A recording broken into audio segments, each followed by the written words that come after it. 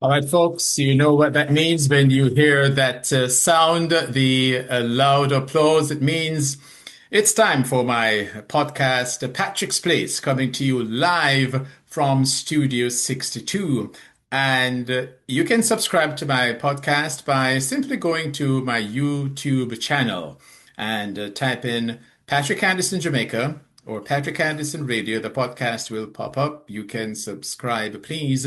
And also keep your comments coming. I read them all. I find them very interesting because all ideas must contend. I am a strong advocate of the First Amendment right of free speech. Now, having said that, let's get rid of the elephant in the room. Yes, I got the election prediction wrong. Now, I'm a grown man, and when I make a mistake, when I make an error, when I do something wrong, I stand up and I say I'm wrong, and I don't argue. If there's no but. So when I'm wrong, I simply say I am wrong. I am acknowledging that.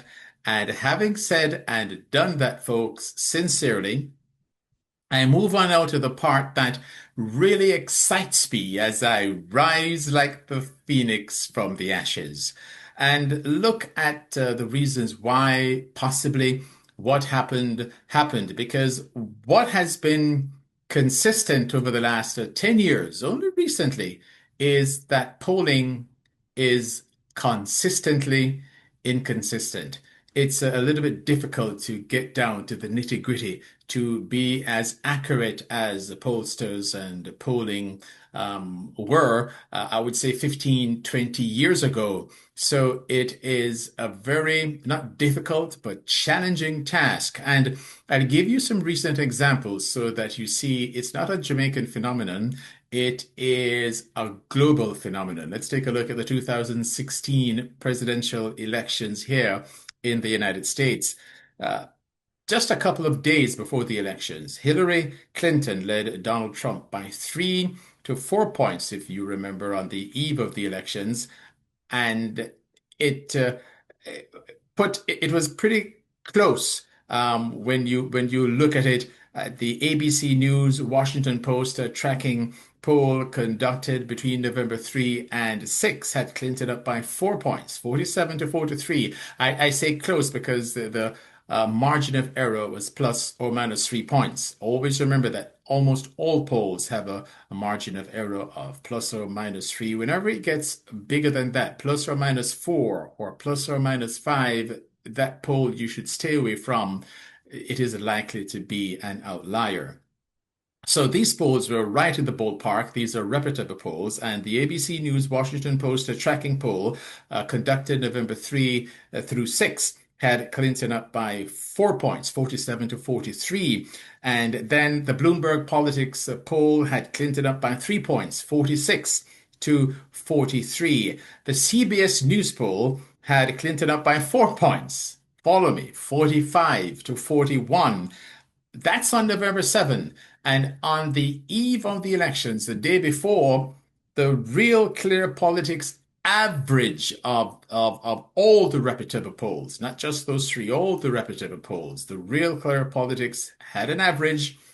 They had Clinton up by 3.2 percentage points. So I want you to hear me and follow me and see that polling has become challenging. Let's go back to last year, just less than a year ago. The PBS News NPR Marist poll had Kamala Harris up by 4 points on the eve of the elections. The New York Times poll, though, to be fair, had Harris and Trump in a tie. But then the 538 polling average of all the reputable polls, and it's a select group of reputable polls, showed Harris with a 1.4 point percentage lead over Trump, 48 to 46.6%. And that was just a couple of days before the elections. And if you remember, there was a big brouhaha in Iowa, if you remember, that really got Trump upset because a reputable pollster in Iowa, who always calls it right, had Harris up by 4 points in a red state. And if you remember, Trump ended up winning Iowa by 12 percentage points. So what went wrong in Iowa? What has been happening across the US? What has been happening across the world in terms of polling.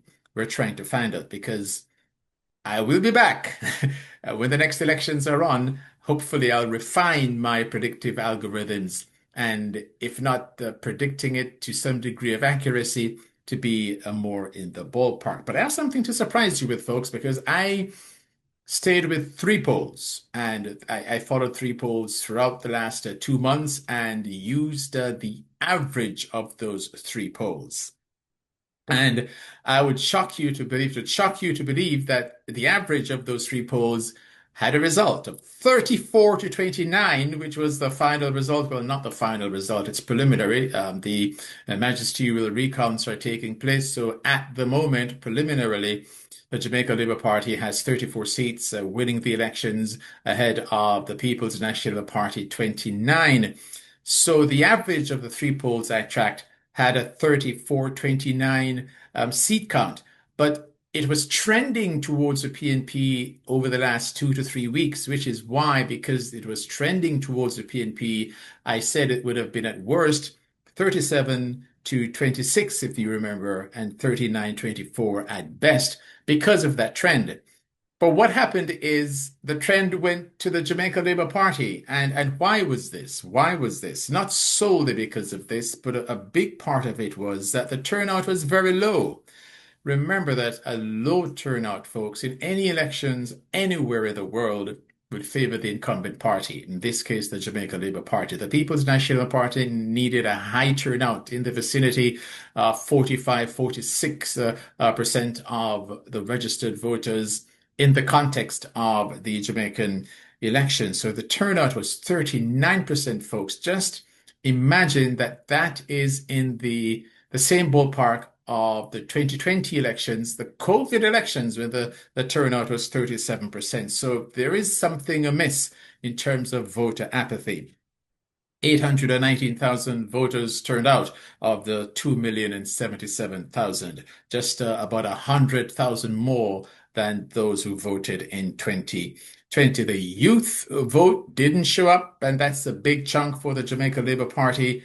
And this is what I find to be consistent in my early analysis, similar to here in the US. The poll did not pick up the silent voter. That's the voter who will not tell you who they are voting for.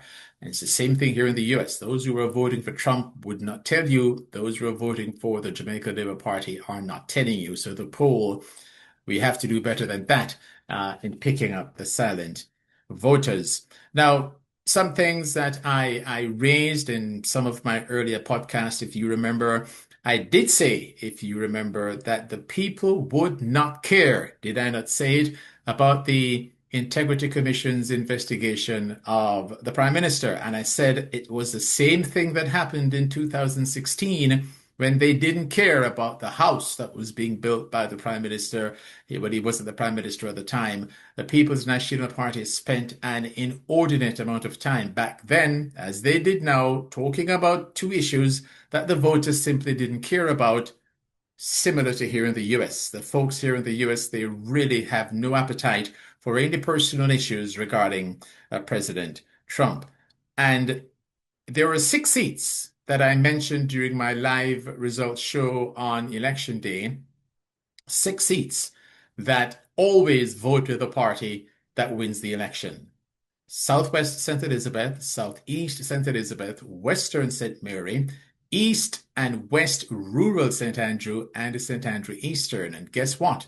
All of those seats were won by the Jamaica Labour Party, and the bellwether, the granddaddy of them all, St. Elizabeth Southwestern, that seat was created in 1959, and every election since 1959, Southwest St. Elizabeth votes with the party that forms the government, and it has happened again. So going forward, if I see whichever party wins the Southwest St. Elizabeth seat, I will err there and call the election.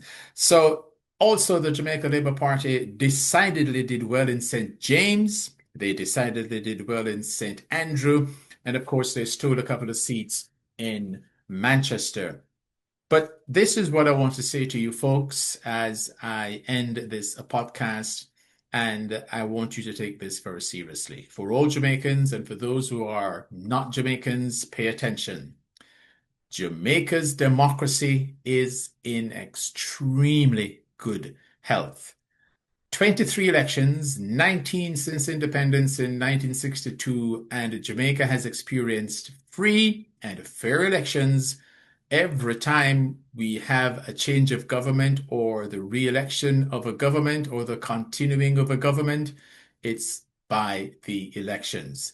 Free and fair, and our elections have really stepped up, and it was cleaned up after the electoral reform in the 1980s. Jamaica's elections have become a model for those across the region in the Western Hemisphere, and we are now exporting our techniques in conducting elections. I think we should take a bow for that because our democracy is in good hands. So, congratulations to the Jamaica Labour Party. Congratulations to the supporters. The Jamaica Labour Party, for the first time in its history, being voted in for a third term. Never been done before. The PNP had 4 terms, but the GLP had never had more than 2 terms. Congratulations to them. So that's the end of my podcast for this time. Remember, subscribe and type in Patrick Anderson Jamaica or Patrick Anderson Radio. Subscribe. Keep your comments coming, and I'll be back sooner than you think with another episode in Patrick's Place. It's bye for now.